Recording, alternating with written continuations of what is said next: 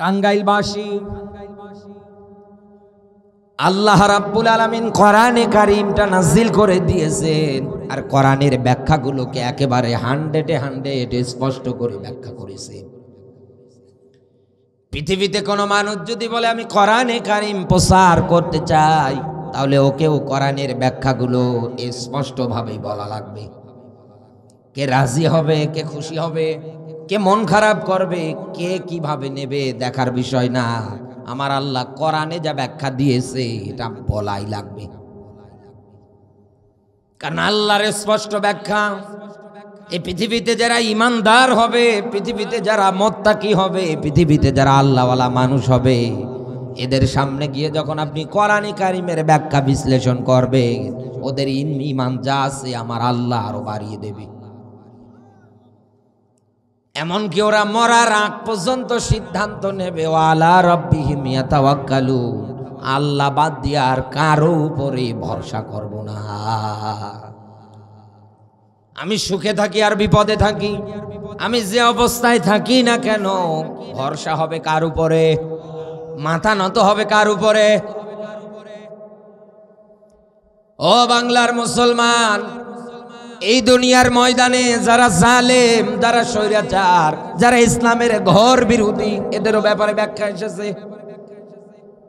তাদের সামনে যখন আপনি গিয়ে কোরআনে কারীমের স্পষ্ট ব্যাখ্যাগুলো বলবেন, তখন তাদের রাগ যা আছে আরো দ্বিগুণ বেড়ে যাবে। লক্ষ্য করে দেখবেন, এই দুনিয়ায় কোনো মানুষের শরীরে যদি অ্যালার্জি রোগ থাকে, আর আপনি যদি ওকে দাওয়াত দেওয়ার পরে নিয়ে গিয়ে গরুর গোশত, চিংড়ি মাছ, ইলিশ মাছ একেবারে সুন্দর করে রান্না করে ওর সামনে যদি পরিবেশন করে, ওর মনের মধ্যে এটাই চিন্তা আসবে, এসাটা খাওয়া যাবে না, খেলে পরে শরীরে একটা কাপড়ও থাকবে না। কারণ একটু পরে তোমার অ্যালার্জি রোগ ভেসে যাবে, চুলকানি বাড়বে, একথা বলে না। শেষে দেখা যাবে আপনার ওয়াইফ এত চমৎকার করে রান্না করার পরেও, রান্না থেকে এত সুস্বাদু ঘ্রাণ আসার পরেও ও বেটা খাচ্ছে না। কারণ ও ভালো করেই জানে আমি যদি খাই তাহলে এখান থেকে বাড়ি যাওয়া আমার পক্ষে সম্ভব না। এই জন্যই বুঝি আল্লাহ রাব্বুল আলামিন কোরআনে কারীমে ব্যাখ্যা দিয়েছে, ওয়ালা ইয়াজিদুজ জালিমিনা ইল্লা খাসারা। নবী দুনিয়ায় যারা জালেম, আপনি তাকাবেন কোরআনের স্পষ্ট ব্যাখ্যা হলে পরে ওদের অন্তরে জ্বালা পোড়া যা আছে আমি আল্লাহ আরো বাড়াবো। তবে সাবধান হন, সতর্ক হন। এই পৃথিবীতে কোরআন শোনার পরে যাদের অন্তরে জ্বালা বাড়বে, যাদের অন্তরে অ্যালার্জি আকারে প্রকাশ পাওয়া যাবে, দেখা যাবে, বাধা দেওয়ার যারা মন মানসিকতা তৈরি করবেন, আমি আপনাকে বলছি একটু সতর্ক হন, একটু থেমে যান। কোরআনে কারীম আমার বাবারও না, দাদারও না, এটা সমগ্র মানুষদের জন্য আল্লাহ নাজিল করেছে। আর এখানে যা কথা আছে, একটা আমার বাবার কথা নেই, দাদার কথাও নেই, কথা বলে না। এখানে যা কথা আছে সব কথা কার? ওই মালিক এবার সূরা তাহার 124 নম্বর আয়াতের মধ্যে ডাক দিয়ে বলছে, আমার এই জিকির নামক কিতাব থেকে দুনিয়ায় যারা মুখ ফিরে নেবে, বলেন তো বন্ধু জিকির কার নাম? আরো জোরে বলেন। জিকির কোরআনের নাম। আমি আগেই বললাম না, কোরআনে কারীমের অনেকগুলো নাম, এর ভিতরে জিকির একটা। আজ আমরা এই জিকিরটা না বোঝার কারণেই তো কত মানুষ আটরশিতে গিয়ে নারী পুরুষ এক জায়গায় হু হু করছে, আর ওরা তালে তালে স্লোগান দিচ্ছে, পানির নিচে মোমবাতি ঝড় বাতাসেও নেবে না, খাজা বাবার মুরিদ হলে নামাজ রোজা লাগে না। কি গান বানিয়েছে দেখেছেন? কত মানুষ মাইজ ভান্ডারির দরবারে গিয়ে এত জোরে লাফাচ্ছে, জিজ্ঞাসা করবেন আপনি এত জোরে লাফান কেন? এইরকম করে তো কোনো সাহাবীরা জিকির করে নাই, তাবেইন খোলাফায়ে রাশিদিন যারা ছিল ওনারাও তো জিকির করেন না। আপনি এটা পেলেন কই? বলে আমার বাবা দিয়েছে। আর আপনি এই কথা বলতে পারেন, আমি তো এত জোরে লাফানোর পরেও চিন্তা আছি যে জান্নাত পাবো কিনা, আর আপনি না লাফিয়ে জান্নাতের আশা করেন। কি একটা ভ্রান্ত ধারণা তাদের মধ্যে জিকির সম্বন্ধে ফুটিয়ে দিয়েছে। অথচ রাসূলের হাদিস, এই পৃথিবীতে কোনো মানুষ যদি জিকির করতে চায় ওর জবান দিয়েও জিকির করবে সুবহানাল্লাহ, আল্লাহু আকবার, লা ইলাহা ইল্লাল্লাহ। এই শব্দগুলো ধারাবাহিকতা এসেছে, এই শব্দগুলো দিয়ে সে জিকির করবে আল্লাহু আকবার, এই শব্দগুলো দিয়ে সে জিকির করবে। আচ্ছা, এমন কায়দায় দেখেন জিকির বানিয়েছে, জিকির তো একটা ইবাদত, আচ্ছা এটাকে তারা এমন কায়দায় এমন একটা পজিশনে নিয়ে গিয়েছে, ওদের বাবা যা বলে ওরা তাই করে। আমার আইজও মনে পড়ে, বলতে পারি না আমি, ঝিনাইদহ জেলার 12 বাজারে একটা তাফসীর মাহফিলে অ্যাটেন্ড হওয়ার পরে আমার পাশে এরকম সভাপতি বসেছিলেন, উনি আবার ওই ওয়ার্ডের ওই ইউনিয়নের চেয়ারম্যান। আমারে তো আর স্টেজে যাওয়ার আগে বলে নাই যে হুজুর এই চেয়ারম্যান কিন্তু 8 রশির মুরিদ, ইনি কিন্তু 2 ট্রাক করে গরু দেয়। আমারে যদি এটা বলে দিত, মানে কিছুই তো আমাকে কেউ বলে নাই, আমি স্টেজে যাওয়ার পরে শুধু এতটুকুন বলেছি যে এই দেশে এমনও দরবারে এমনও পীর আছে যাদের দাড়িও নেই, মোছো নেই। ওরে আল্লাহ বললাম কেন, লাভ দিয়ে দাঁড়ানোর পরে টেবিলে মোবাইল ছিল রাখা, হাতে নিয়ে উনি বাড়ির দিকে হাঁটা দিচ্ছে। আমি মনে করলাম ওনার মনে হয় শরীর খারাপ। 5 মিনিট পরে এই কমিটির ছেলেরা এসে ডাক দিয়ে বলছে, ভাই মোবাইল আর ডায়েরি যা আছে নিয়ে তাড়াতাড়ি আমাদের সঙ্গে পলান। পালাবো মানে? বলছে আপনি একটু আগে বলেছেন আর চেয়ারম্যান তো লাভ দিয়ে উঠেছে, আপনি জানেন না উনি 8 রশির মুরিদ, উনি 2 ট্রাক করে প্রত্যেক সিজনে গরু দেয়, এগুলো আপনার বলা লাগবে কেন? আমি বললাম ভাই বলে দিলে তো আর বলতাম না। শেষে বলছে আপনি তো এখান থেকে চলে যেতে পারবেন কিনা আর আমরাও আজকে রাতে বাড়ি থাকতে পারবো কিনা এই চিন্তায় আছি। যেহেতু আপনি বাইরের মানুষ, আপনারা সেভ করে দেয়, প্যান্ডেলের আলো লাইট মাইট বন্ধ করে ওই অবস্থায় শেষে মঞ্চের পিছন দিক দিয়ে আমারে পালানো লেগেছে। শীতের রাতে থর থর করে কাঁপছিলাম আমি, মনে মনে আল্লাহর কাছে বলেছিলাম, আল্লাহ এ কি মানুষ না অন্য কিছু? এত পরিমাণে অন্ধবিশ্বাস তারা আনে কিভাবে? আমার তো বুঝে আসে না। কত জায়গায় দেখবেন এরকম, কত আলেম আমাদের সঙ্গে ঘটেছে, কথা বলে না কেন? অথচ আলেমরা যা বলে 100 সত্য কথা বলেছে, কোনো মিথ্যা কথা বলে নাই। বিশ্ব নবীর ইন্তেকালের পরে এই দুনিয়ায় রাসূলের একজন সাহাবী বেঁচে ছিলেন, নাম তার আবু তোফাইল, 90 বছর বেঁচে ছিলেন দুনিয়ায়। ওনার জীবনীটা আপনি পড়ে দেখেন, আপনি এরকম পাবেন না। আর এই দেশে বর্তমানে যারা উল্টা পাল্টা করে দরবার বানিয়ে পীর দাবি করছে, আপনি তাদের মধ্যে তাকিয়ে দেখেন তো শাহজালাল ইয়ামিনী রহমতুল্লাহ আলাইহি যে আদর্শ ছিল আজ এনাদের মাঝে একটুও টসলাইট মেরেও খুঁজে পাওয়া যায় না। ওনার এক হাতে ছিল তরবারি আর এক হাতে ছিল আল্লাহর কোরআন।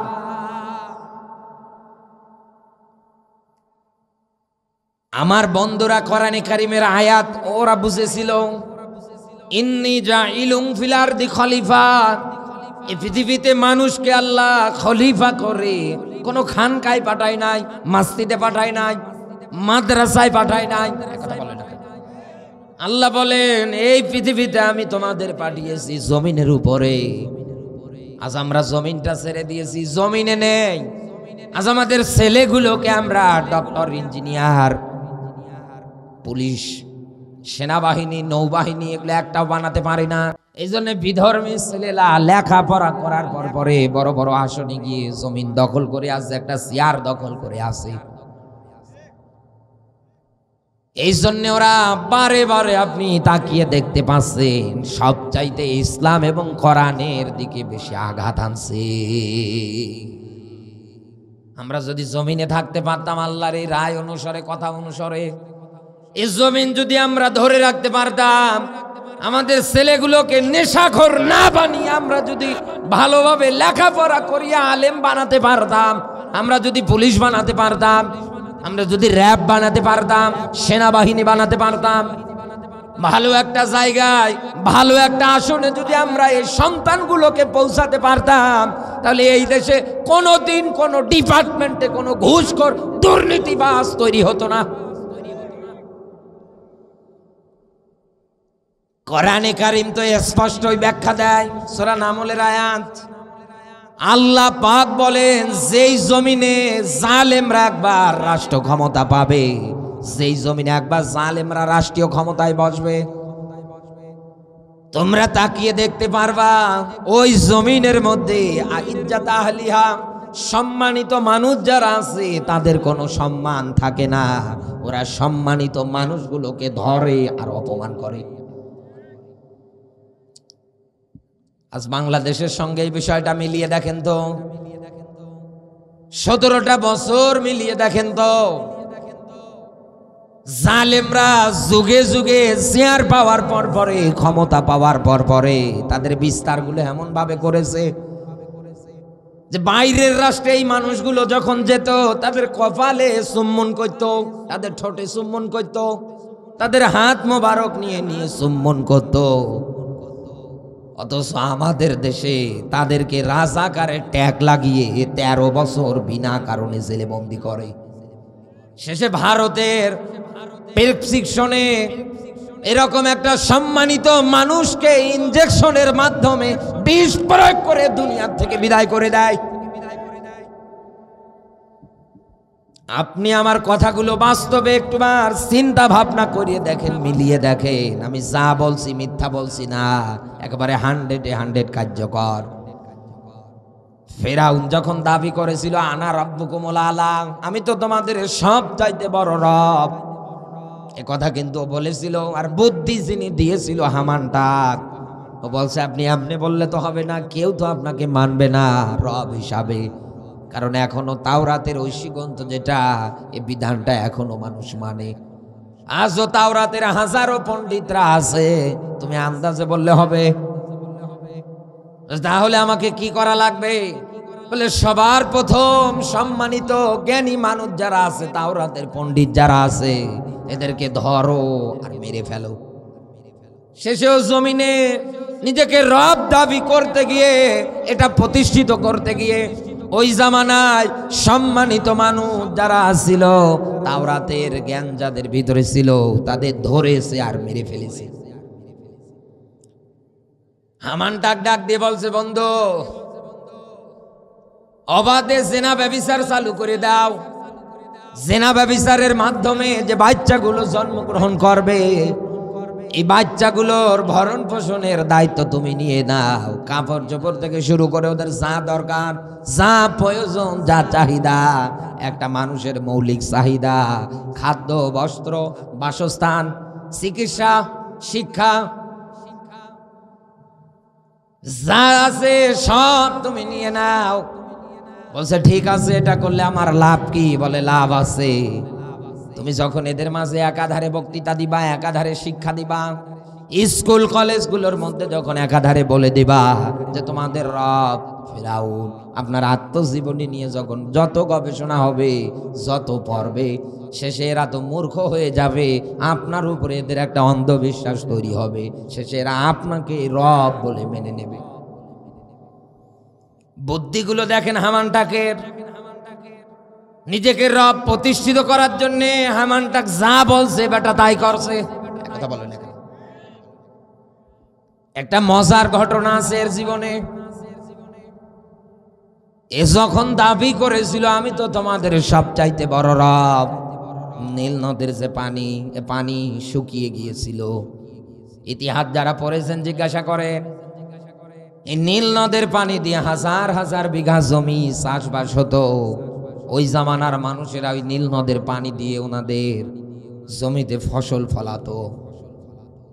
এই পানির যে প্রবাহমানটা ছিল এটা বন্ধ হয়ে গিয়েছে, ফসল আর চাষ করতে পারছে না। সবাই এসে ডাক দিয়ে বলছে, দেখেন আপনি তো খোদা, আপনি তো রব বলে দাবি করলেন, তাহলে নীল নদে পানি এনে দেন। ডাক দিয়ে বলছে ঠিক আছে, দেখবা আগামীকাল পানি দিয়ে পরিপূর্ণ হয়ে যাবে। রাতের বেলা গভীর রজনীতে জায়নামাজটা বগলের নিচে নিয়ে মরুভূমি এলাকায় এক গুহার মধ্যে যাওয়ার পর পরে জায়নামাজ বিছিয়ে সেজদায় পড়ে আল্লাহকে ডাক দিয়ে বলছে, আল্লাহ আমি জানি তুমি আছো, আমি তোমার কাছে দুনিয়ার কর্তৃত্ব নেতৃত্ব চাই, মরণের পরে যা পারো তুমি করো। এই বাংলাদেশের সঙ্গে আজ মিলিয়ে দেখেন কত মানুষের চিন্তা শুধু এইটাই। 5ই আগস্টের পর পরে এদেশের কত মানুষের চিন্তা টেন্ডেন্সি শুধু এইটাই যে একটা চেয়ার দরকার। আরে এই রোগ আমাদের কিছু টুপিওয়ালার মধ্যেও ঢুকে গিয়েছে। শেষে এমন কায়দায় গিয়ে এমন জায়গায় জোট বেঁধে বসে আছে, উনি বুঝতে পারছে এই মানুষগুলো বাতিল, এই মানুষগুলো ইসলামের দুশমন। একথা বলে না কেন? এই মানুষগুলো মেয়েদের সম্মান হানি করছে, রাস্তাঘাটে মানুষ হত্যা করছে, এদের সঙ্গে তো আমার স্ট্যাটাসে যায় না। আমি তো একজন টুপিওয়ালা, আমার রসুল তো আমাকে এই শিক্ষা দেয় নাই। অথচ একটা চেয়ারের লোভে ক্ষমতার অন্ধভক্ত হয়ে শেষে এমন জায়গায় হাত মেলাচ্ছে আলেম দাবি করে, বলার বাইরে। ও বাংলার মুসলমান, কান খাড়া করে মেলান। কোরআনে কারীমের আয়াত পর্যন্ত আছে, রব্বানা আতিনা ফিদ দুনিয়া হাসানা ওয়া ফিল আখিরাতি হাসানা ওয়া কিনা আযাবান্নার। সূরা বাকারার 201 নম্বর আয়াত আমরা দোয়া মনে করে পাঠ করি, কিন্তু এটা কোরআনের আয়াত। আপনি ডাক দিয়ে বলছেন, রব্বানা, হে আমাদের রব, দুনিয়ার যা কল্যাণ আছে আমাদের দাও, আখিরাতের যা কল্যাণ আছে আমাদের দাও, অকিনা আযাবান্নার, আল্লাহ জাহান্নামের আগুন থেকে বাঁচাও। এ দোয়া কার কাছে? আরো জোরে বলেন। ফেরাউন বলছে, আল্লাহ শুধু দুনিয়া চাই, আখিরাত দরকার নাই, জাহান্নামে দেওয়ার যেখানেই দাও না কেন আমার অসুবিধা নাই, কিন্তু আমার দুনিয়াটা লাগবে। ও জায়নামাজ নিয়ে তখন সেজদায় পড়ে কান্নাকাটি করছে, পিছন দিক থেকে 2জন লোক এসে ডাক দিয়ে বলছে, খোদা। ও চমকে উঠেছে, যেহেতু ওর গোপন মোনাজাত কেউ যদি শুনে ফেলে তাহলে তো আর ওকে কেউ রব মানবে না। মানুষের কাছে প্রচার হয়ে গেলে বলবে, দেখো উনি তো রব দাবি করে, উনি যেন কার কাছে হাত উঠিয়ে চায়। এটা তো ফ্ল্যাশ হয়ে যাবে, এটা তো ভাইরাল হয়ে যাবে, মানুষজন জানতে পারলে ওনাকে আর এই নামে ডাকবে না, নিজেকে পরিচয় দিতে পারবে না। শেষে পিছনে ঘুরে ডাক দিয়ে বলছে, এই কারা তোরা? বলছে, দেখেন আমাদের একটা বিচার করা লাগবে। বলে, বিচারের জন্য তো রাজদরবার আছে, ওই জায়গায় যাও, আমি রায় দিয়ে দেব। আমার বড় আসন আছে, আমি ওই জায়গা থেকে বিচার কার্য পরিচালনা করি। ডাক দিয়ে বলছে, বিচার আমাদের এখানেই করা লাগবে। ও বলছে, আমি পারব না, আমার রাজদরবার আছে, মন্ত্রী পরিষদ আছে। শেষে ডাক দিয়ে বলছে, দেখেন আপনি কিন্তু একা, আর আমরা 2জন, বেশি রকম উল্টা পাল্টা যদি করেন, এখন এই জায়গায় এমন ভাবে পিটিয়ে মারবো কেউ জানতেও পারবে না, কারণ আপনার পুলিশ বাহিনী নেই, আপনার বডিগার্ড নেই, আপনি তো পুরো একা। শেষে পালানোর মতো রাস্তাও পাবেন না, শেষে মরুভূমিতে দাফন করে দেব, কেউ জানতেও পারবে না। ও চিন্তা করছে, তাই তো।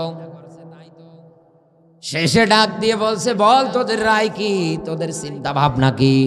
ডাক দিয়ে বলছে, দেখেন এই পৃথিবীতে খোদা থাকার পরেও, রব থাকার পরেও কেউ যদি দ্বিতীয়বার আবার রব খোদার দাবি করে, ওর শাস্তি কি হওয়া উচিত?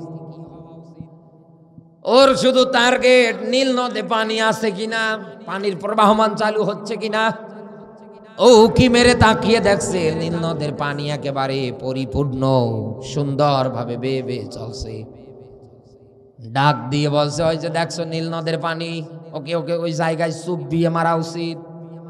ডাক দিয়ে বলছে, দেখেন আপনি যে কথাটা বললেন এটা লিখে দেন খাতা কলমে।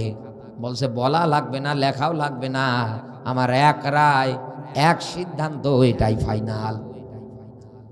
বলছে, না আমরা মানি না, বিশ্বাসও করি না। কিভাবে বিশ্বাস করব, কিভাবে মানবো?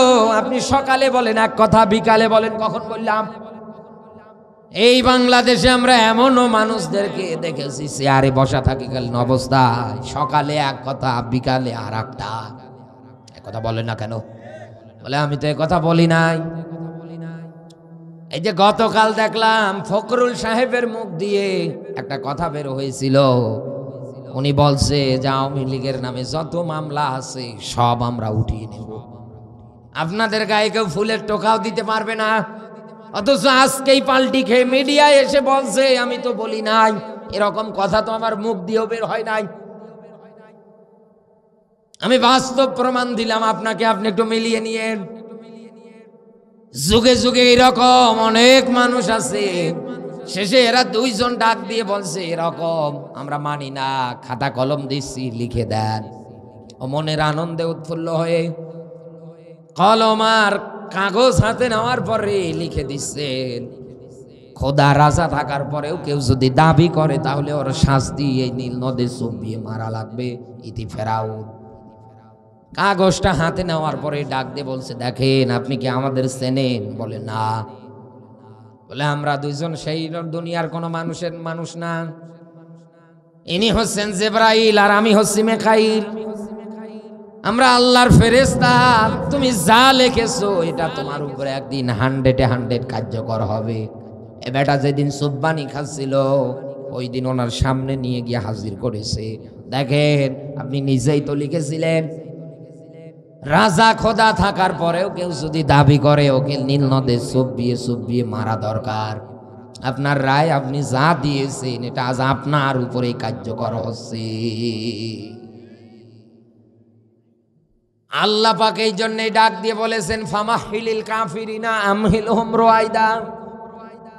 যুগে যুগে যত জালেম, যত শৈরাচার, যত কাফের, বেঈমান, নাস্তিক, মুরতাদেরা এই দুনিয়ার ময়দানে অবাধ্যতার জীবন যাপন পার করে দিয়েছে, আল্লাহর আইনের বিরুদ্ধে গিয়ে স্লোগান দিয়েছে। আল্লাহ পাক বলেন এদেরকে আমি শুধু অবকাশ দেই, ছাড় দেই, ঢিল দেই, কর কত করবি কর, কর কত করবি কর, কিন্তু আমি আল্লাহ যেদিন ধরব তোর বাপ বলার সময় দেব না। এক সময় এই বাংলাদেশের সবচাইতে বড় কোর্ট সুপ্রিম কোর্ট, ওই জায়গায় বিচার হতো আলেম ওলামাদের মিথ্যা মামলা প্রমাণিত করে। একথা বলে না, অথচ আগামীকাল 13 তারিখে ওই জায়গা থেকে রায় আসবে। এদেশে যে স্বৈরাচার ছিল 16-17টা বছর মানুষের উপরে যে নির্যাতন করেছে, চূড়ান্ত রায় আসবে এনার ব্যাপারে। এটা যেন না আসতে পারে এই জন্যই এরা দূর দূরান্ত থেকে নেতা কর্মীর মাধ্যমে এনার কর্মী যারা আছে তাদেরকে উস্কিয়ে দিয়ে ঢাকাতে একটা বিশৃঙ্খলা তৈরি করতে চাচ্ছে। আরে ভাই দুনিয়ার ধার তো আল্লাহ দুনিয়াতেই শোধ করবে, এরপরে তো আপনার মরণ হবে। কথা বললেন, আপনি যদি কাউকে বন্দুক দিয়ে গুলি করে মারেন বিনা কারণে, আপনি জানেন লোকটার অপরাধ নেই, আপনি লিখে নেবেন আমার কথাটা, এই দুনিয়ার ময়দানে এর চাইতেও বড় অস্ত্র তৈরি হবে আপনাকে মারার জন্য। আপনি একসময় বিচার করেছিলেন নিরীহ মুসলমানদের, আলেমদের, ইসলামপন্থী ওলা মানুষদের বিনা কারণে বিচার করেছিলেন। এখন দেখেন ওই জায়গায় আপনার বিচার করা হবে। ঢাকাতে অলরেডি দেখেন বাসে আগুন, ট্রাকে আগুন, প্রাইভেট কারে আগুন, মাইক্রোতে আগুন, কি একটা বিশৃঙ্খলা সারা দেশ জুড়ে তৈরি করে দিচ্ছে। আর আমাদের কিছু জালেমরা এটা সফল করার জন্য একই টেবিলে বসে, একই চেয়ারে বসে খাওয়া দাওয়া করার পরেও জালেমদের কোটি কোটি টাকা টেবিলের নিচ দিয়ে নিয়ে এটা এই সমাজের মধ্যে বর্তমানে এটা পালন করার জন্য, ওদের লকডাউন, ওদের শাটডাউন পালন করার জন্য হাতে হাত মিলাচ্ছে। 8 দলীয় যে একটা জোট হয়েছে, ছাত্র শিবিরেরা থেকে শুরু করে সবাই যখন রাস্তায় থাকবে, আমাদেরও ইমানি দায়িত্ব, আমাদেরও রাস্তায় যাওয়া লাগবে। কথা বলে না কেন? কোন জালেম, কোন স্বৈরাচার যেন এই জমিনে এসে তার আধিপত্য বিস্তার করতে না পারে। আমার বন্ধুরা, আমি আপনাকে যেটা বোঝাতে চাচ্ছি, এই দুনিয়ার ময়দানে যুগে যুগে যারা স্বৈরাচার হয়েছিল, জালেম হয়েছিল, তারা যখন জমিন পেয়েছিল, তারা মেধা শূন্য করার জন্যে, জাতিকে ঐশিকন্ত কিতাবের ব্যাখ্যাগুলো থেকে দূরে রাখার জন্য ওরা একাধারে চেষ্টা চালিয়েছে।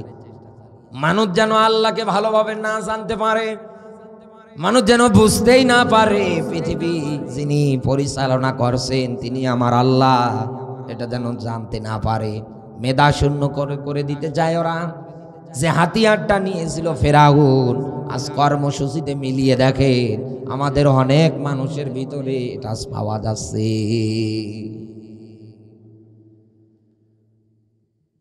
দ্বিতীয় নাম্বার স্টপে আপনি দেখবেন ওরা সব জায়গার মধ্যে একাধারে বিশৃঙ্খলা তৈরি করে দেবে। কোনো জায়গায় কোনো মানুষকে শান্তিতে থাকতে দেবে না। আপনি যেখানেই তাকাবেন ওই জায়গায় হয় চুরি দেখতে পাবেন, নতুবা ডাকাতি, নতুবা ছিনতাই। কথা বলেন। 5ই আগস্টের পরে এই বাংলাদেশে একটু নজর দেন। আগে তো আমরা মাহফিল করার পরে দূর দূরান্ত থেকে গাড়ি নিয়ে রওনা করতে যেতে পারতাম। এই গত সিজনের ঘটনা বলছি, যমুনা সেতুর 5 কিলোমিটার কি 10 কিলোমিটার আগে নলকা নামে একটা জায়গা আছে। পাবনা সাতিয়ায় মাহফিল করে আসার পরে গাড়ি ওই জায়গায় ব্রেক জ্যামে পড়ে গেলাম। গাড়ি আস্তে আস্তে এগিয়ে যাচ্ছে, আমরাও এগিয়ে যাচ্ছি। হঠাৎ তাকিয়ে দেখছি গাড়ির গ্লাসের দিয়ে বাইরের মধ্যে এই বড় বড় রামদানি ঘোরাফেরা করছে। সুযোগ খুঁজতেছে কার গাড়িতে অ্যাটাক করা যায়। শেষে আমাদের একজন দিনী ভাই, আমাদের প্রিয় ভাই শিল্পী মশিউর রহমানের গাড়িতে অ্যাটাক করলো। ওনার এই জায়গায় কোপ দিল তো কেটে গেল, চিল্লা পাল্লার আওয়াজ শুরু হয়ে গেল। আমরা আস্তে আস্তে গিয়ে কিছু দূর পরে পুলিশের দেখা পেলাম। ডাক দিয়ে বললাম, স্যার পিছনে তো ডাকাতি হয়, একটু দেখেন না আপনি। তোমাদের গাড়ি কি ডাকাতি হয়েছে? বলে না। তাহলে তোমরা চলে যাও, পিছনে যা হচ্ছে হোক, তোমাদের দেখার দরকার নেই। ঝিনাইদহের কালীগঞ্জের মধ্যে মাহফিলে যাওয়ার পরে দেখছি রাস্তায় গাছ ফালিয়ে রেখেছে। অন্য রাস্তা দিয়ে ঘুরে আসার পরে মোড়ে পুলিশকে পাওয়ার পরে বললাম, স্যার ওই জায়গায় ডাকাতি হচ্ছে, আমরা দেখে আসলাম, গাছ ফালিয়ে রেখেছি। উনি ওনার মুখের ল্যাঙ্গুয়েজ খারাপ করেই বলল, যারা দেশ স্বাধীন করেছে তাদের বলো এসে পাহারা দিতে। রাসূল বলেন, কুল্লুকুম রাঈন, তোমরা প্রত্যেকটা মানুষ দায়িত্বশীল। আর দায়িত্ব পালনের ব্যাপারে কিয়ামতের ময়দানে জিজ্ঞাসা হবে। আর যারা দায়িত্ব পাওয়ার পরেও সমাজে রাষ্ট্রে এগুলো বিশৃঙ্খলা আকারে যেভাবে রূপ নিচ্ছে ভয়াবহ, এগুলো যারা বন্ধ করতে পারেন না, কিয়ামতের দিন আল্লাহর সামনে আপনাকে জবাব দেওয়া লাগবে। দায়িত্ব নেওয়ার আগে চিন্তা ভাবনা করে দেখেন আপনি পালন করতে পারবেন কিনা। একথা বলেন না কেন? আজ আমরা তো দায়িত্ব নেওয়ার জন্য শুধু উঠে পড়ে লেগে থাকি, কিন্তু দায়িত্ব যে পালন করা লাগবে এটা ওনার চিন্তাই আসে না। জালেমরা এই সমাজের মধ্যে বিশৃঙ্খলা বাড়িয়ে দেবে। এজন্য আপনি দেখেন তো একেবারে মুসলিম মেয়েদেরকে হিন্দু যুবকেরা ধর্ষণ করছে, এগুলো টিভি চ্যানেলে আসছে, নিউজ আকারে প্রকাশ হয়ে যাচ্ছে। কথা বলে না কেন? আমরা দেখে শুধু আফসোস করছি, এতটুকু নেই। অথচ আমার আল্লাহ বিশৃঙ্খলাগুলো, ফিতনা ফাসাদ গুলো বন্ধ করার জন্য কোরআনে কারিমের মধ্যে কিছু অ্যান্টিবায়োটিক আয়াতেই দিয়েছে। মানুষের শরীরে জ্বর এলে, রোগ বেশি হয়ে গেলে, জটিল আকার ধারণ করলে যেমন ডক্টর অ্যান্টিবায়োটিক দেয় 3 দিন, 7 দিন, 14 দিন। কথা বলেন না কেন? আপনি একাধারে খেয়ে যান একটা একটা করে, দেখবেন আস্তে আস্তে আপনার শরীরে যে ভাইরাস বাসা বেঁধেছে এটা দূর হয়ে যাবে। ঠিক তেমনি আমার আল্লাহ সমাজের বিশৃঙ্খলাগুলো, চুরি ডাকাতি ছিনতাই ধর্ষণ বন্ধের জন্য যেগুলোর মাধ্যমে বিশৃঙ্খলা বেড়ে যায় জমিনে, এগুলো বন্ধের কিছু আইন দিয়েছিলেন, যেগুলো এখনো কোরআনে কারিমে আছে। আর আইনের ব্যাপারে আল্লাহর স্পষ্ট বক্তৃতা ক্লিয়ার। আল্লাহ পাক বলেন, ইয়াকুলুনা হাল্লানা মিনাল আমরি মিন শাইইন কুল ইন্নাল আমরা কুল্লাহু লিল্লাহ। নবী আইন বানানোর অধিকার ক্ষমতা আমি আল্লাহ তো কারো হাতে দেই না, আমার নিজের হাতে নিয়েছি, আর আমি আইনগুলো বানিয়ে দিয়েছি। এই পৃথিবীর ময়দান থেকে আপনি যদি চুরি বন্ধ করতে চান, আল্লাহর আইন দেখেন, ফাকদাউ আইদিয়াহুমা, সে মহিলা হোক আর পুরুষ হোক, যেই হোক না কেন, সাক্ষ্য প্রমাণের ভিত্তিতে ধরা পড়লে আল্লাহর কোরআন জানিয়েছে ওর হাত কেটে দাও। এই বাংলাদেশে আমরা চোরের বিচার যে করি না, বিষয়টা এমন না, এটা বললে ভুল হয়ে যাবে। যে দেশে চোরের বিচার নেই, এ কথা বললে ভুল হয়ে যাবে। তাবারক আছে, আপনারা কেউ যাবেন না, যারা বাইরে আছেন তাবারক নিয়ে যাবেন অবশ্যই, প্যাকেট হচ্ছে, অল্প সময়ের মধ্যে আসবে। আমার বন্ধুরা, আমি আপনাকে যে পয়েন্টটা বোঝাতে চাচ্ছি, সমাজ থেকে যদি আপনি বিশৃঙ্খলা বিদায় করতে চান, আর বিশৃঙ্খলা বাঁধাতে পারে সমাজে, তার মধ্যে একটা পয়েন্ট হচ্ছে চুরি। আমার এলাকায় এক রাতে 7 বাড়িতে চুরি হয়েছে। সকালবেলায় সবাই কান্নাকাটি শুরু করছে। কারো নাকের নথ নেই, কারো হাতের বালা নেই, কারো টাকা নেই। অথচ রাস্তাঘাটগুলোতে এখন তাকিয়ে দেখেন, রাতের বেলা এই চিন্তা, এই রাহাজানির জন্য চলা যাচ্ছে না। বন্দুক হাতে নিয়ে, রামদা হাতে নিয়ে ঘোরাফেরা করে। আপনি তো মোনাজাত করে দিলে বাড়িতে গিয়ে আরামসে লেপের নিচে ঘুমাবেন, আর আমারে যাওয়া লাগবে সেই পাবনায়। শুধু আমি না, যারাই রোডে আছে, জীবনের কোনো নিরাপত্তা বর্তমানে নেই। এক আল্লাহর উপরে ভরসা করে এত দূর চলা লাগছে।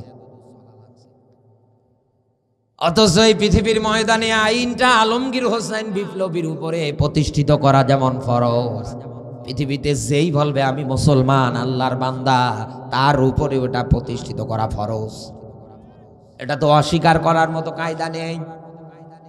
আল্লাহ পাক বলেন, ইন্নাহু লাযিকরুল লাকা ওয়া লিকাওমিকা ওয়া সাওফা তুসআলুন।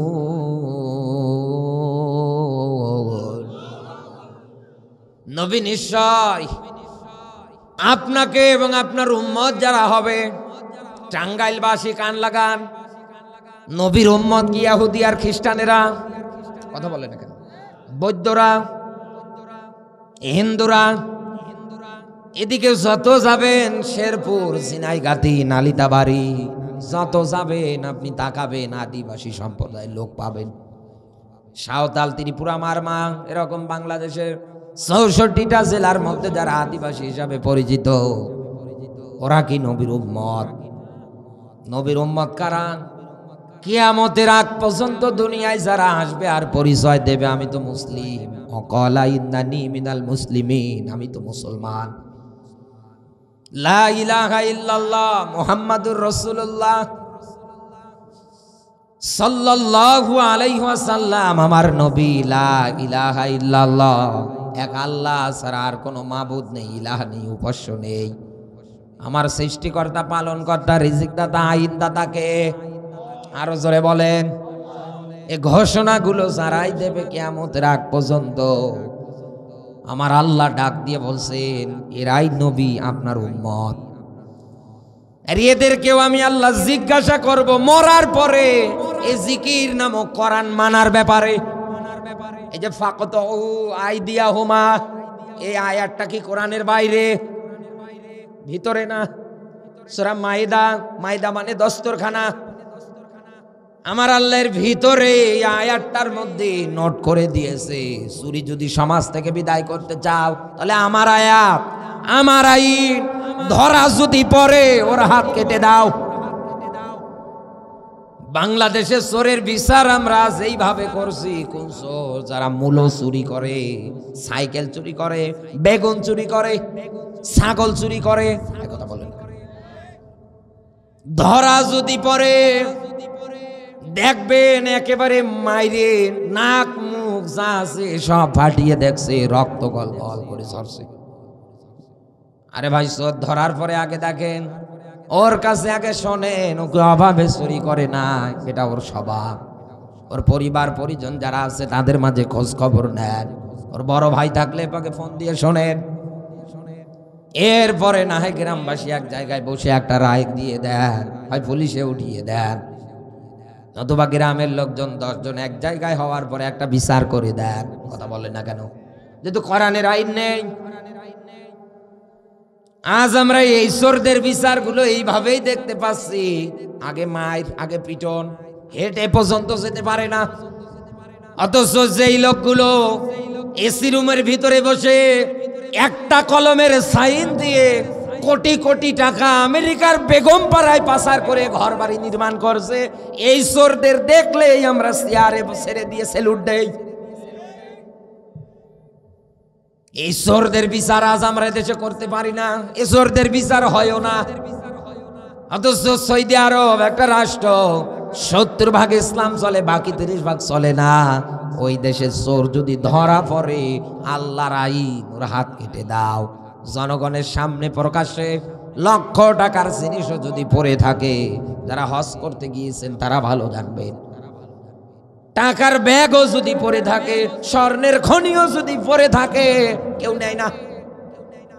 আর আমার দেশে এখানেই যদি এখন কারো একটা 10 টাকা 20 টাকার নোট হারিয়ে যায়, 7 দিন মাইকিং প্রচারণা চালানোর পরেও পাবেন না।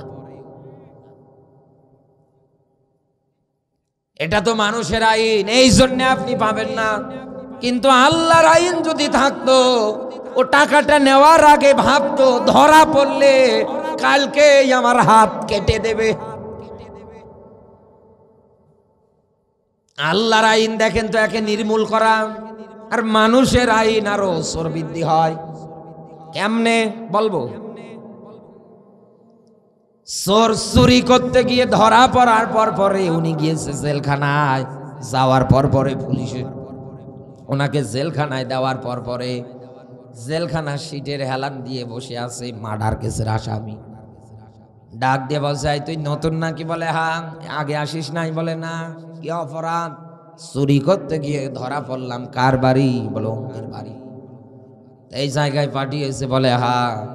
বেটা চুরি করতে পারিস না, আন্দাজে চুরি করতে গিয়েছিস কেন?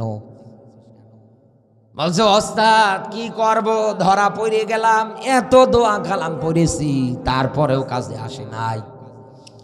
ডাক দিয়ে বলছে, কোনো চিন্তা নেই তোর, তুই আমার সঙ্গে থাক, আমি তোকে ট্রেনিং দেব। কিসের ট্রেনিং দেবেন? বলে আরে বেটা চুরি টুরি বাদ দে, আমি তো মার্ডার কেসের আসামি, মার্ডার কিভাবে করা লাগে, মানুষ কিভাবে কাটা লাগে তোরে শেখাবো। আরে ভাই জেলখানায় যাচ্ছে চোর, মূল্য চুরি করে ধরা পড়ে, আর বের হয়ে আসে মার্ডার কেসের আসামি হয়ে। একথা বলেন না কেন? আমার এই দেশটা যদি ইসলামিক রাষ্ট্র হতো, আইন যদি হতো, আসামি যারা আছো তোমাদেরকে বলা হয়েছে কোরআনে কারিমের হাফেজ যদি হতে পারো, কোরআনের শিক্ষা অর্জন করার পরে কোরআনের জ্ঞান অর্জন যদি করতে পারো, আজান হলে নামাজ ওয়াক্ত মতো যদি আদায় করতে পারো, ইসলামের যে নিয়ম নীতিগুলো আছে এইগুলো তোমরা ভালো মতো যদি মেনটেন করতে পারো, তাহলে তোমাদের সাজা শাস্তি কমিয়ে আনা হবে। একথা বলে না? দেখতেন যারা চুরি ডাকাতি ছিনতাই করার পরে জেলে যায়, মানুষ হত্যা করার পরে যারা জেলে যায়, ওরা দেখতেন প্রায় লোকগুলো কোরআনের হাফেজ আলেম হয়ে বের হতো। ওই জায়গায় নিয়োগ হতো শিক্ষকদের, এনাদের ট্রেনিং দেন, শিক্ষা দেন, ওরা শিখতো কোরআন হাদিস। ওরা যখন নামাজটা ভালো মতো আদায় করা শিখতে পারতো, ইন্নাস সালাতা তানহা আনিল ফাহশাই ওয়াল মুনকার, এই পৃথিবীতে নামাজ তো মানুষদেরকে অশ্লীলতা বেহায়াপনা থেকে হেফাজত করে, ফিরিয়ে রাখে। নামাজের শিক্ষাগুলো ট্রেনিংগুলো যদি জীবনে নিতে পারতো, ওরা বের হওয়ার পরে আর কোনোদিন চুরি করতে পারতো না। সামান্য তাবলিগ জামাতের যে চিল্লাগুলো হয়, আমি তো অনেকবার গিয়েছি আমার জীবনে। ছোটবেলায় আমার বন্ধুরাও যেত, যে ছেলেটাকে দেখতাম দাঁড়িয়ে পোশাক করছে, 3 চিল্লা দিয়ে আসার পরে ও আর দাঁড়িয়ে পোশাক করে না। শুধু তাবলিগ জামাতে গিয়ে যদি এই হয়, আর ওখানে তো কারো 20 বছর 30 বছর জেল আছে। একথা বলে না? তাহলে কি হয়ে বের হতো আপনি চিন্তা করেন। আজ মানুষের তৈরি আইন, এই জন্যই তো আমরা শান্তির তাল বসাও খুঁজে পাই না। আর যেখানেই তাকাই ওই জায়গায় দুর্নীতি, সিটারি, বাটপারি দিয়ে ভরে গিয়েছে। আমাদের অবস্থা দাঁড়িয়েছে ঠিক এই রকম। এক বাড়িতে এক ইসলাম নামে যুবক কাজ করত। বাড়িওয়ালার মেয়ে ছিল শান্তি। ইসলাম আর শান্তির মাঝে একটা রিলেশনশিপ তৈরি হয়। শান্তির বাবা জানতে পেরে ইসলামকে আস্থা পেটান পিটিয়েছে, বাড়ির থেকে টাবরিয়ে পর্যন্ত দিয়েছে। ওর বেডিং পত্র যা ছিল সব হাতে উঠিয়ে তাড়িয়ে দিয়েছে।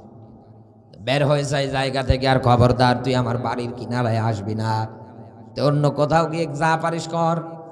এত বড় কলিজা তোর সাহস তোর, তুই আমার মেয়ের দিকে হাত বাড়াস? কোথায় তুই আর কোথায় আমার মেয়ে? তুই তো আমার বাড়ির কর্মচারী। এরকম অপমান করে তাড়িয়ে দিয়েছে। চিন্তা করছে তোর অপমানের বদলা নিয়েই ছাড়বো। তোর মেয়ে তো আমার ছাড়া বাঁচবে না, কারণ কথা দিয়েছে আমি তোমার আর তুমি আমার। আমার হাতে হাত রেখেই কথা দিয়েছে। দেখি তোর মেয়ে কতক্ষণ বাড়ি থাকে। এই টাঙ্গাইলের রেল স্টেশনে যাওয়ার পরে ফোন কলে ডাক দিয়ে বলছে, শান্তি এই এই ঘটনা, বিস্তারিত কাছে এসে শুইনো, তুমি তাড়াতাড়ি চলে আসো। শান্তি ওনার ভালোবাসার মানুষের কাছে দৌড় দিয়ে ছুটে চলে গিয়েছে। শিলাহাটি থেকে শিলাহাটি এক্সপ্রেস ট্রেন এসেছে, কমলাপুর যাবে। ওই ট্রেনে উঠে ওনারা রওনা দিয়েছে। এই লোক বাড়ি আসার পরে ডাকছে মা শান্তি, মা শান্তি। কোথাও তো পাওয়া যায় না, কোনো সারা শব্দ পর্যন্ত নেই। আশপাশে গিয়ে জিজ্ঞাসা করে, আমার শান্তি রেখে দেখেছো? বলে না। লোকজন এক পর্যায়ে চতুর্দিকে খোঁজাখুঁজি করার পরে ডাক দিয়ে বলছে, তোমার বাড়িতে যে ইসলাম নামে যুবক ছিল, ও যে কর্মচারী, ও যে কাজ করতো, ও কই? বলে ওরে তো একটু আগে পিটিয়েই আমি চির বিদায় করে দিলাম। লোকজন ডাক দিয়ে বলছে, বেটা, ইসলাম পিটিয়ে তুমি শান্তির তালাশ করো? তুমি খোঁজ নিয়ে দেখো, ইসলাম যেখানে তোর শান্তিও সেখানে। আজ আমাদের সমাজের আইনে শান্তি নেই, ইসলাম নেই। আমাদের রাষ্ট্রীয় জীবনে ইসলাম নেই। কথা বলে না। চোর ধরা পড়ার পরে ইসলামের আইন নেই। আজ বিচার বিভাগ, সুপ্রিম কোর্ট, হাইকোর্ট, জজ কোর্ট, পুরো দেশটাই তো চলছে উল্টা পাল্টা হয়ে। ইসলামের নিয়ম নীতি আইন কানুনে একটাও নেই। এই দেশে আপনি শান্তি খুঁজে পান কেমন করে বলেন আমাকে? অশান্তির আগুন আর দাবানল তো দাউ দাউ করে জ্বলবে।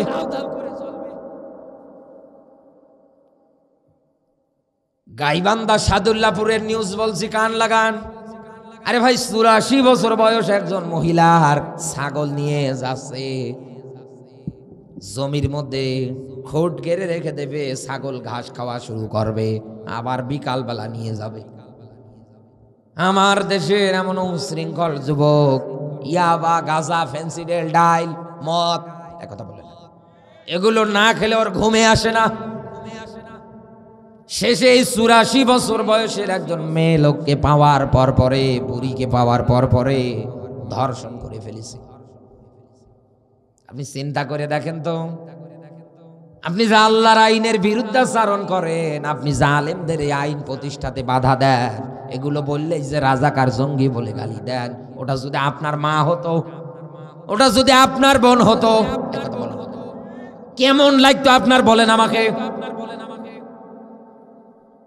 এই যে এখানে গাজীপুরে এই যে মৌসাকে যে 13 বছরের মেয়েটা ধর্ষণের শিকার হলো, যদি বোন হতো আপনার, রক্তের কেউ হতো আপনার, কেমন লাগতো বলেন আমাকে? এই যে মাগুরার আসিয়াকে ধর্ষণ করে শেষে মৃত্যুর সঙ্গে পাঞ্জা ললে দুনিয়ার থেকে বিদায় পর্যন্ত নিল, এটা যদি আপনার রক্তীয় কেউ হতো। অথচ এই ধর্ষকগুলো আপনি দেখেন, আটক হওয়ার পরে, কারাগারে যাওয়ার পরে ফুলের মালা গলায় নিয়ে বের হয়ে আসতেছে। ইসলামের আইন যদি হতো, ইসলামী শরিয়া বিধানগুলো যদি কায়েম থাকতো, তাহলে এদেশে সব মানুষ দেখতে পেত ঠিক এইরকম। কোরআনের আইন মিয়াতা জালদা ধরা যদি পড়তো, প্রকাশ্যে জাতির সামনে 100 করে বেত্রাঘাত, অবিবাহিত অবস্থায়।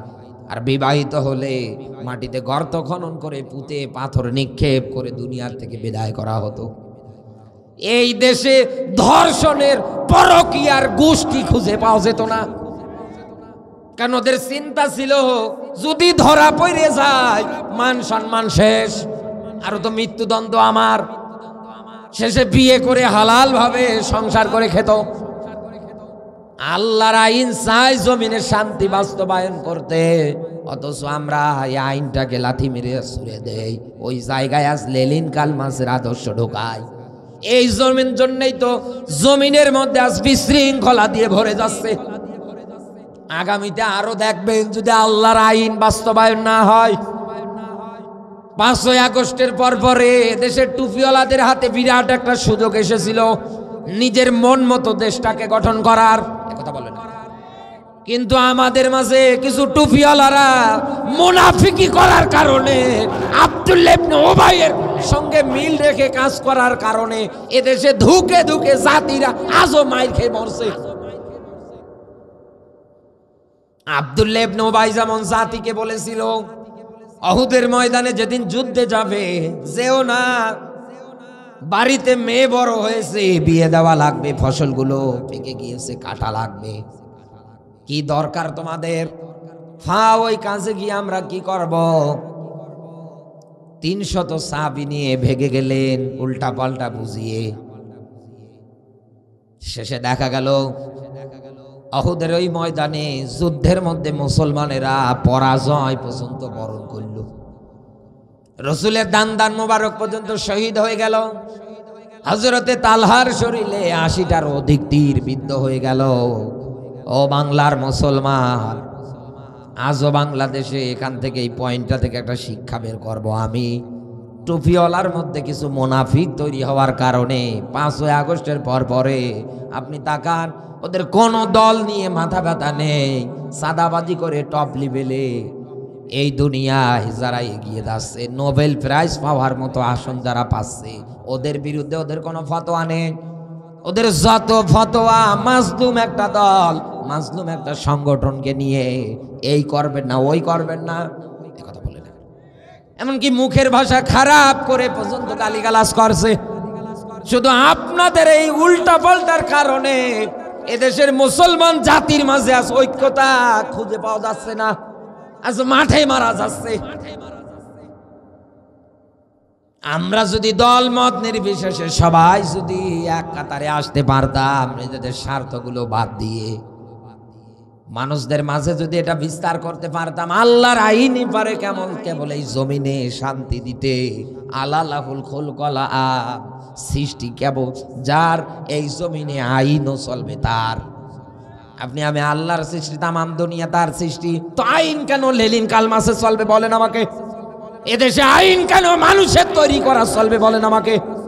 এদেশে মানুষের সংবিধান কেন থাকবে বলেন আমাকে? সংবিধান হবে আল্লাহর কোরআন। শান্তি প্রতিষ্ঠা করতে চায় আর আপনি এটা দূরে ঠেলে দিচ্ছেন। এই জন্যে দেখা যায় ধর্ষণ করার পরেও এনারা ফুলের মালা নিয়ে গলায় হাসতে হাসতে বের হয়ে আসে, অথচ আমরা আজ বিদায় করতে পারছি না।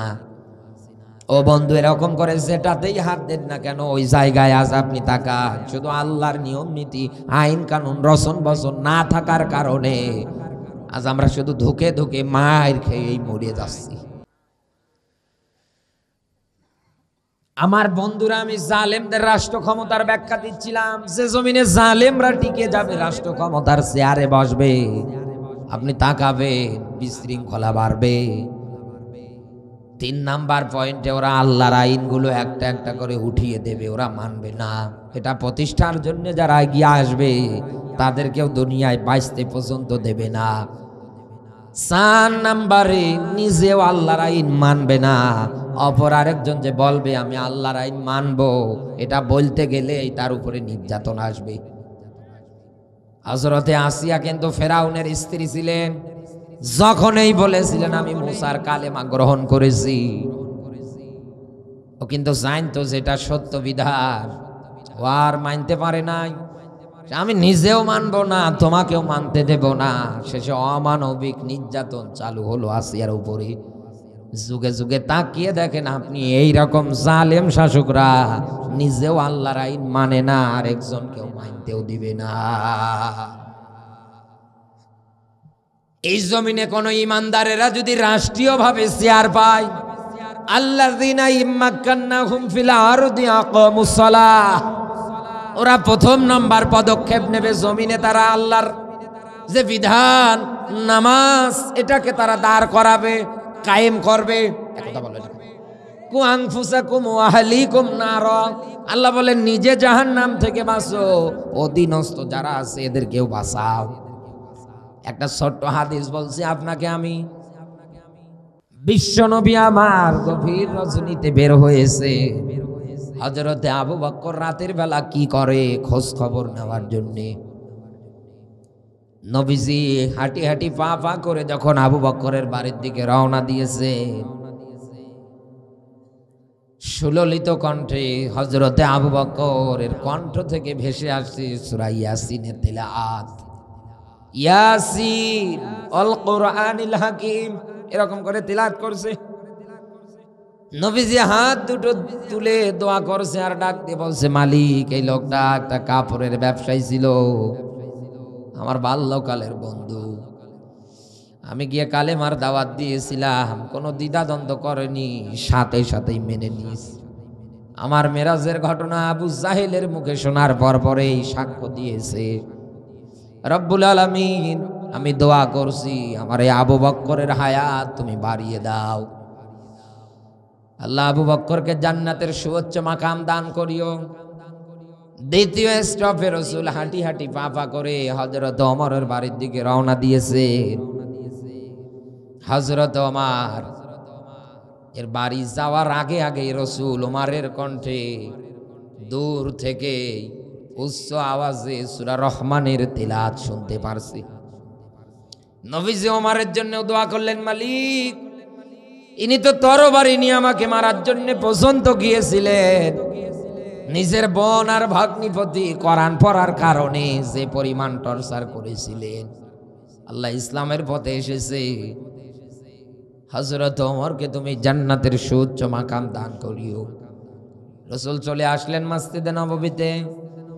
হযরতে বেলাল আযান দিলেন, ফজরের নামাজ জামাতে আদায় করলেন ওমর, আবু বকর আর সাহাবীরা।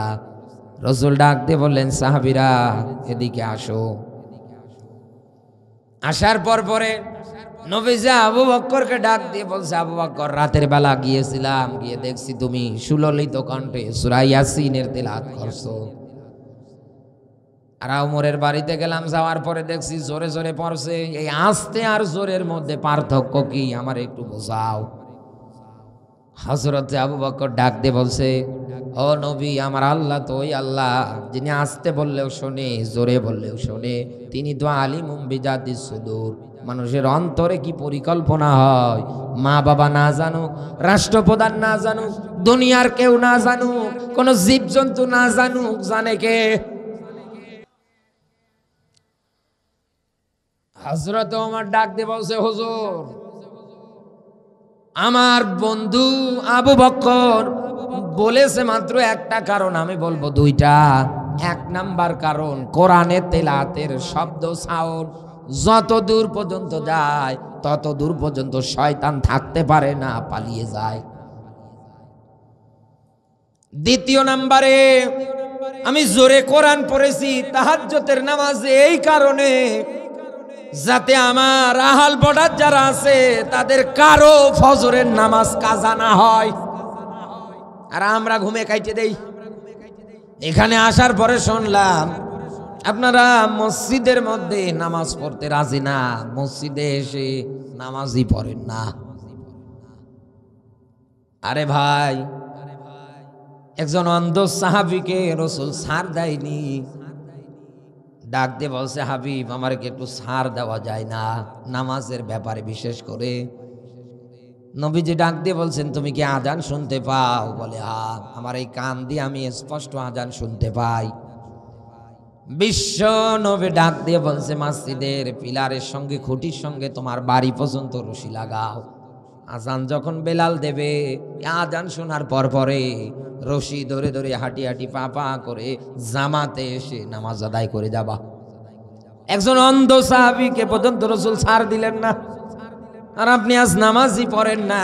এইটাই মাত্র কারণ এদেশে আজ নামাজ কায়েম নেই, প্রতিষ্ঠিত নেই, দাঁড় নেই। এদেশে আজ শুধু নামাজ পড়া আছে, কিন্তু কায়েম দাঁড় রাষ্ট্রীয়ভাবে নেই। সৌদি আরবে আছে, আজান হলে পরে পিঁপড়ের শাড়ির মতো সবাই মসজিদে যাবে, দোকানপাট যা আছে, হাট বাজার যা আছে সব ফালিয়ে রেখে। আমরা তো ওই সোনালী যুগটাই দেখতে চাই, একথা বলে না কেন? লক্ষ টাকার জিনিস পরে থাকে, স্বর্ণের দোকান। ওনারা আজান হওয়া মাত্র উজু বানিয়ে গিয়ে নামাজ আদায় করে, নামাজ শেষ আবার এসে ওনারা কর্মজীবনে ফেরে। আমার আল্লাহ তো কোরআনে ব্যাখ্যা দিয়েছে, নামাজ শেষ ফান্তাশিরু ফিল আরদ আবতাগু মিন ফাদলিল্লাহ, এই জমিনে তোমরা ছড়িয়ে পড়ো। নামাজ শেষ জমিনে ছড়িয়ে পড়ো কেন? হালাল রিজিক তালাশ করো। কারণ ইবাদত যেটা করলে একটু আগে, এই ইবাদত যদি আমার কাছে কবুল করাতে যাও, তোমাকে আগে এটা ভাবা লাগবে, তুমি যা ভক্ষণ করো, তুমি যে খাও, হালালাং তাইয়্যিবা, খাবারটা হওয়া লাগবে পরিপূর্ণ পবিত্র। আজ আমরা অনেক মানুষ হারাম খাওয়ার পরে সাদার টাকায় বসে মুরগির রান চাবাই। কথা বলেন, মানুষের জমিন জাল দলিল করে নিয়ে উনি গরুর গোস্ত কিনে এনে ভুনা করে খাচ্ছে। জোরে বলেন সুবহানাল্লাহ। অথচ মরার পরে 7 তবক জমিন আসমান আমার আল্লাহ তার ঘাড়ের উপরে চাপাবে।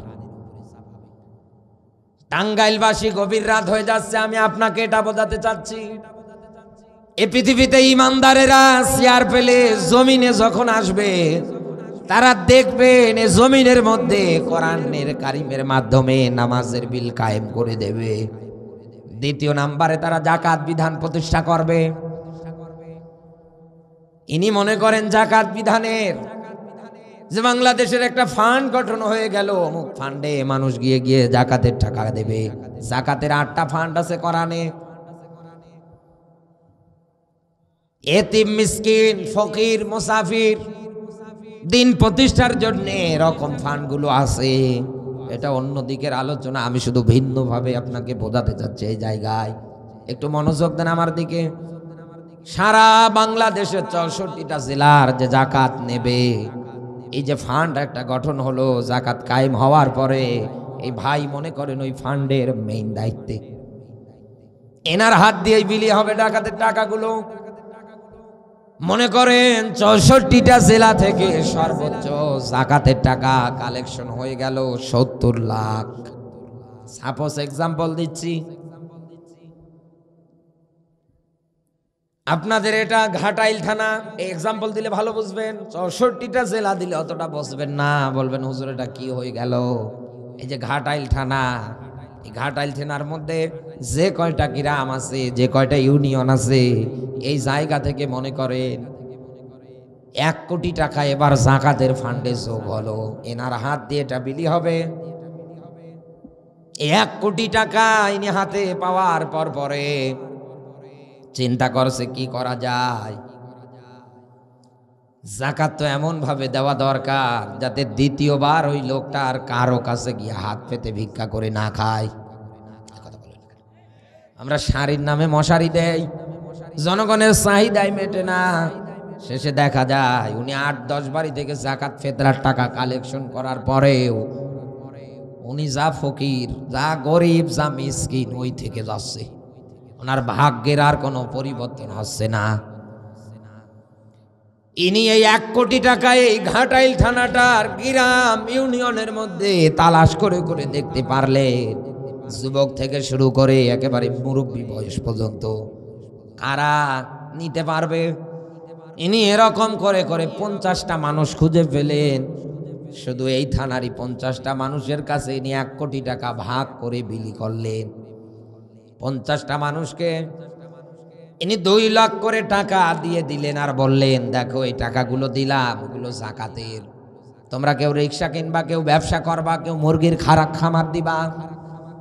যাতে করে সমাজে জমিনে এস্টাবলিশ হওয়া যায়, কিছু করে খাওয়া যায়। তোমরা এই টাকা দিয়ে তাই করবা। এরকম করে এক থানা থেকে 50টা মানুষ যখন 2 লাখ করে টাকা পেয়ে ব্যবসা শুরু করবে, এই ব্যবসা থেকে তাদের লাভ আসবে, পরিবার চলবে। একথা বলে না, দেখা যাবে মাথা গোজার মতো একটা ঠাঁই হয়ে যাবে এই ব্যবসার মাধ্যমে। এক সময় কিছুই ছিল না, ব্যবসার মাধ্যমে উনি এখন কোটিপতি। এই যে ভারতে যে ফ্যাসিট আছে মোদি সরকার, ও তো এক সময় চা বিক্রি করতো, ও তো চাওয়ালা। একথা বলে না, চা বিক্রি করে করে দেখে না আজও কোন পর্যায়ে চলে গিয়েছে। ও তো গুজরাটের কসাই। মুসলমানদের ঘর বাড়িগুলো আজও বুলডোজার দিয়ে ভেঙে দিচ্ছে সেই চাওয়ালা। আবার অন্য দেশের প্রেসিডেন্টকে নিয়ে ওনারা উল্টা পাল্টা কথা বলে। ডক্টর ইউনূস যে পরিমাণ শিক্ষিত, ওনার বিরুদ্ধে বলে, আরে বেটা তুই তো চাওয়ালা, একজন ডক্টরের মর্ম বুঝবি কি করে? ওনার লেখাপড়া জানিয়ে শুনে অক্সফোর্ড বিশ্ববিদ্যালয়ে শিক্ষার্থীদের সামনে লেকচার দেয়, কোনো বাংলা ভাষায় না, যা বলে সব ইংরেজিতে। তুমি তো ওনার ধারের কাছে আসতে পারবে না। উনি তো তোমার সঙ্গে গিয়ে এক টেবিলে বসে চা খেয়েছে, এটা তো তোমার কপাল। ও বাংলার মুসলমান, এরকম একটা থানা থেকে 1 কোটি টাকা যদি 50টা মানুষকে দিয়ে এস্টাবলিশ করা যায়, এই বাংলাদেশে প্রায় 400-এরও উপরে থানা আছে। একথা বলে না, 1 বছরে এই জাকাতের টাকা কালেকশন করে এই 400-এর উপরে যে থানাগুলোর মধ্যে গরিব মানুষ আছে, এদের মাঝে যদি এরকম করে বিলি করা যায়, তাহলে 1 বছরে এই দেশে দেখেন কত মানুষ দারিদ্রতা থেকে দূরে আসতেছে। আর কি কারো কাছে হাত পাতা লাগবে? কথা বলে, কারো কাছে কি চাওয়া লাগবে? জাকাতের টাকা মাথায় করে নিয়ে মানুষ ঘুরবে, দেওয়ার মতো নেওয়ার মতো লোক খুঁজে পাবে না। আর আমরা দেই মশারি, যা দিয়ে দিলাম, শেষে মশারি 2 দিন গায়ে দেওয়ার পর পরে 3 দিনের দিন ছিঁড়ে যাচ্ছে। শেষে ওই আগে যা ধুতি লুঙ্গি অপরিষ্কার জামা ওই নিয়ে ঘুরছে। জাকাতের নিয়ম তো এরকম না, আপনি এমন ভাবে দেন যাতে করে করে খেতে পারে। ইসলাম দেখেন তো কত শান্তির বিধান কায়েম করতে চায়, দারিদ্র মুক্ত করতে আপনি এত কাজ করেন। এই আইনটা হাতে নেন। কোরআনে যত জায়গায় নামাজ কায়েমের কথা, তত জায়গায় জাকাত প্রতিষ্ঠার কথা। আল্লাহ পাক বলেন এই জমিনের ময়দানে রাষ্ট্রীয় ক্ষমতা ইমানদারেরা গেলে এই কর্মসূচি নেবে। দ্বিতীয় স্টপ গেল, 3 নাম্বার স্টপে তারা যা করবে, কুনতুম খায়রা উম্মাতিন উখরিজাত লিন-নাস, এই পৃথিবীতে আমি আল্লাহ তোমাদের মানুষদের মধ্য থেকে বের করেছি শ্রেষ্ঠ করে, একেবারে উত্তম আকৃতি দিয়ে। এত সুন্দর করে আল্লাহ অন্য কাউকে বানায় নাই। নবী ইউসুফ এত সুন্দর ছিলেন, মিশরের মেয়েরা চেহারার দিকে তাকাতে গিয়ে আপেল আর ছুরি হাতে নিয়ে বসেছিল, যখন কাটবে হাতের আঙ্গুল কেটেছে টের পায় না। আম্মা জান আয়েশা বলেন, ওরা যদি আমার নবী বিশ্ব নবীকে দেখতো কলিজা কেটে ফেলতো, তারপরেও টের পেত না। এত সুন্দর করে আল্লাহ দুনিয়ায় মানুষ বানিয়েছে। আল্লাহ পাক বলেন এদের কর্মসূচি হচ্ছে 3 নাম্বার স্টপ, এরা সৎ কাজে আদেশ দেবে। 4 নাম্বার স্টপ, এরা অসৎ কাজে বাধা দেবে। এই বাংলাদেশে আপনি মিলিয়ে দেখেন বন্ধু, আল্লাহর আইন আল্লাহর বিধান অনুসারে এই 4 দফা মূলনীতি সমাজে শান্তি দিতে পারে। এ ব্যতীত অন্য কোন বিধান এ জমিনে শান্তির তাল বর্ষা আনতে পারবে না। আপনি যদি পক্ষে হা দেন হা, না দিলে নেই, আমার কিছু করার নেই। আমি ছিলাম সেই শাহজালাল ইয়ামিনীর আলোচনায় যে উনি কেমন পীর, হাতে তরবারি আর এক হাতে আল্লাহর কোরআন। আজান দিয়েছে তো গৌর গোবিন্দের ইটের বিল্ডিং যা ছিল, প্রাচীর যা ছিল, ভেঙ্গে চুরমার হয়ে গেছে। টাঙ্গাইলবাসী, তাহলে এখান থেকে এটাই আপনাকে শিক্ষা নিয়ে যাওয়া লাগবে। পৃথিবীতে আমার আল্লাহ রাব্বুল আলামিন কোরআন পাঠিয়েছে মানুষদের ভালো বানানোর জন্যে, যুগে যুগে নবী রাসূলদেরকেও পাঠিয়েছে। অবাধ্য মানুষগুলোকে ভালোর পথে আনতে। এই পৃথিবীর ময়দানে কোরআন এসেছে ইনসাফপূর্ণ শান্তিপূর্ণ সমাজ গঠন করতে। আমার আল্লাহ যেন এটার পক্ষে আমাদের সবাইকে ভূমিকা রাখার তৌফিক দান করে, বলেন আমিন। নবীজির প্রতি দরুদ, মানবতার মুক্তির মডেল, মানবতার মহান আদর্শ, মানবতার শিক্ষক, নবী কুর শিরোমণি নবী মুহাম্মদুর রাসূলুল্লাহ সাল্লাল্লাহু আলাইহি ওয়াসাল্লাম। জবান সেরে কোরআনের সোনালী আয়াত আমার সঙ্গে পড়ে না। আউযু বিল্লাহি মিনাশ শাইতানির রাজিম। বিসমিল্লাহির রহমানির রহিম।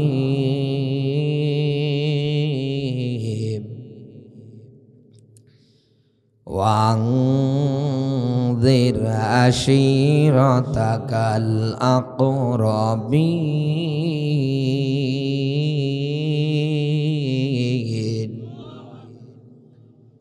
আগামীকাল কেউ যদি আপনাকে জিজ্ঞাসা করে কোন সূরা থেকে আলোচনা করেছে, আপনি বলবেন সূরা শুআরা 214 নম্বর আয়াত। আমরা একটা মাত্র আয়াতে কারিমা পাঠ করেছি।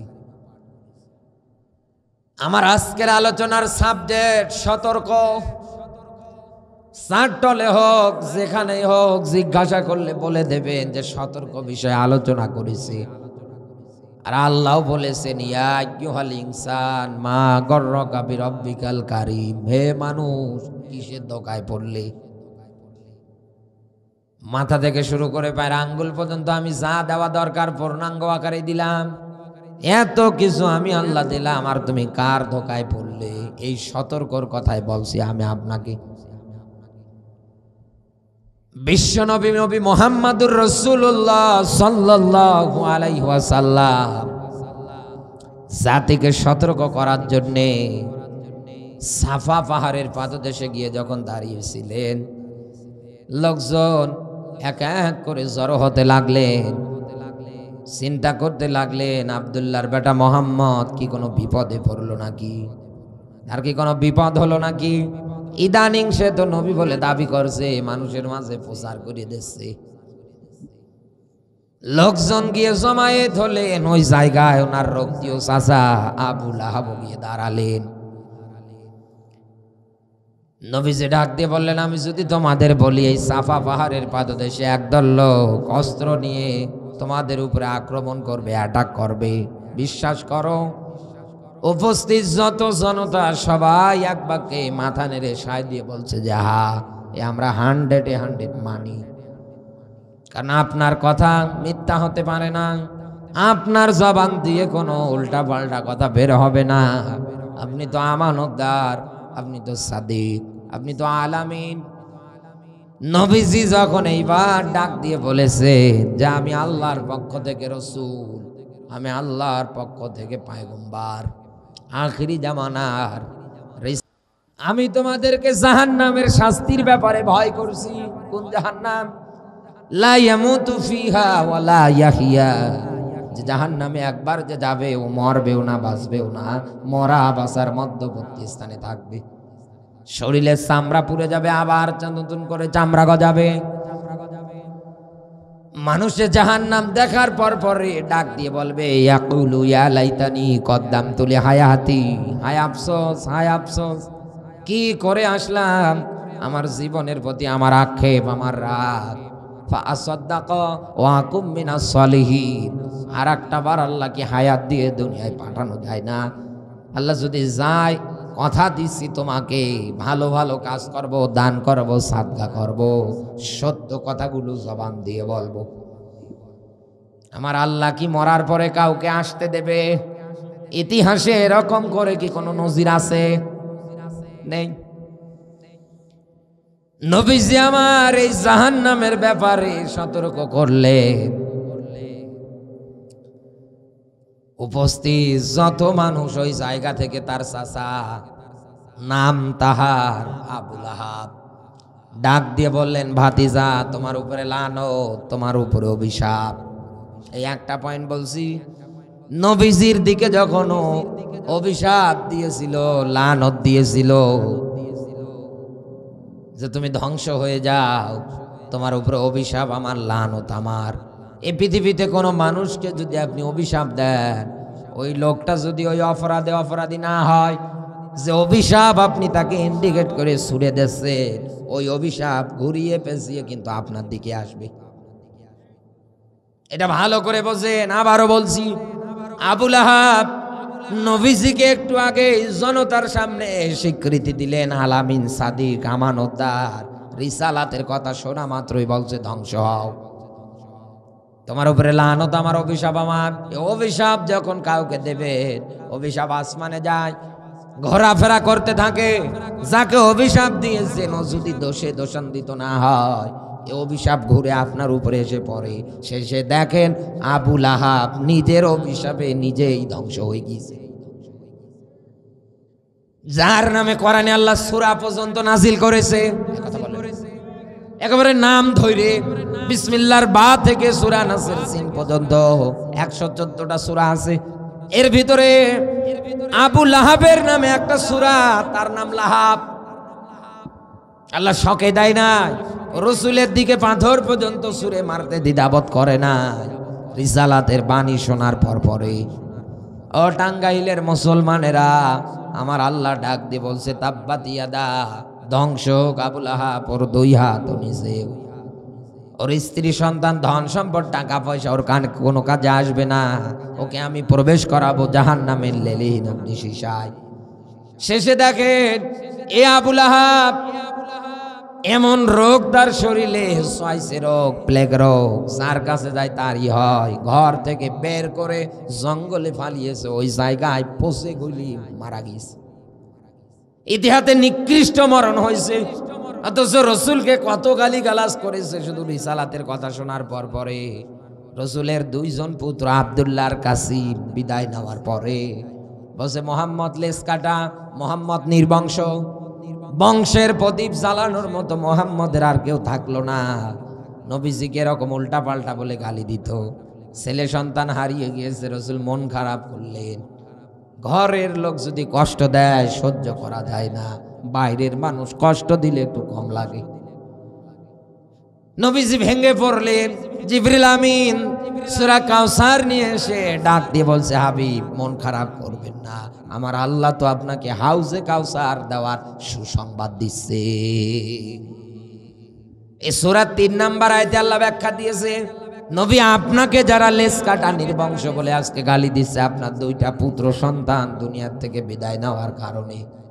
ও নবী, আমার আল্লাহ জানিয়েছে কিয়ামতের আগ পর্যন্ত দুনিয়ায় আপনার হাজারো রুহানি সন্তান তৈরি হবে। আবু লাহাবের মতো আপনার মান আর শানকে কেউ যদি খাটো করতে চায়, আপনার এই রুহানি সন্তানরা মানবে না। দরকার পড়লে আপনার মান শান উপরে ওঠানোর জন্য, এ জমিনে টিকিয়ে রাখার জন্য হাসতে হাসতে জীবন দেবে, তারপরেও আপনার অপমান সহ্য করবে না। এই আয়াতের বাস্তব প্রতিফলন আজ দেখেন বাংলাদেশে, এমনকি বহির্বিশ্বে পর্যন্ত।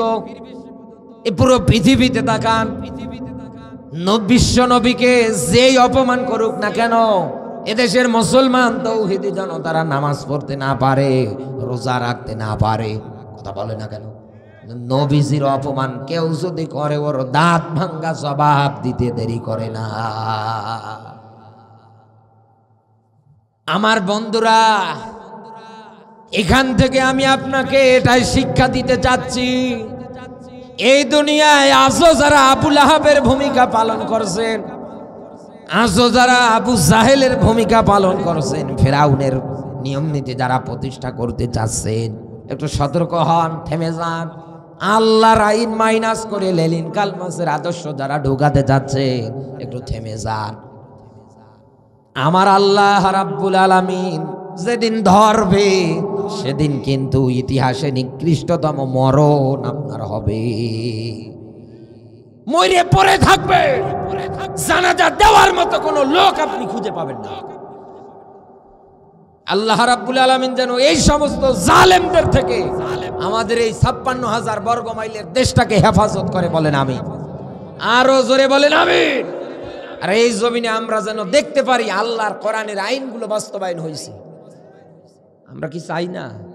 আমরা চাই না? আপনি যদি এটার পক্ষে না আসেন, আমি বলছি ধরা খাবেন। এই সতর্ক করার পরেও যদি আপনি উল্টা পাল্টা করেন, আপনি ধরা খাবেন, সে যেই হন না কেন আপনি। কারণ কোরআন মরণের পরে হয় আপনার পক্ষে নতুবা বিপক্ষে। কোরআন যদি পক্ষে যায়, এ কোরআন আল্লাহর সঙ্গে ঝগড়া করে হলেও জান্নাতের রাস্তা নিয়ে যাবে।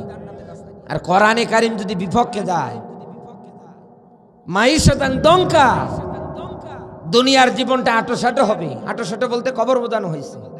কবরের মাটি এমন ভাবে চাপ দেবে, ডান পাজর ভেঙ্গে বাম পাজরে ঢুকবে, বাম পাজর ভেঙ্গে ডান পাজরে ঢুকবে, অসহ্য যন্ত্রণা। কিয়ামতের ময়দানে আল্লাহ অন্ধ করে ওঠাবে, বলবেন আল্লাহ আমি তো চোখে দেখেছিলাম, আজকে দেখতে পাই না কেন? বলছে দুনিয়ায় তুমি যেমন ভাবে আমাকে ভুলে গিয়েছিলে, দুনিয়ার মোহে পড়ে দুনিয়ার ক্ষমতা নেওয়ার জন্য আলেমদের হত্যা করতে দ্বিধাবোধ করো নাই, রাজাকারের ট্যাগ দিতে দ্বিধাবোধ করো নাই, অসংখ্য মানুষকে ঘর ছাড়া করেছো, বাড়ি ছাড়া করেছো, কোরআনের বিরুদ্ধে কি আইন পাশ করেছো বিলে।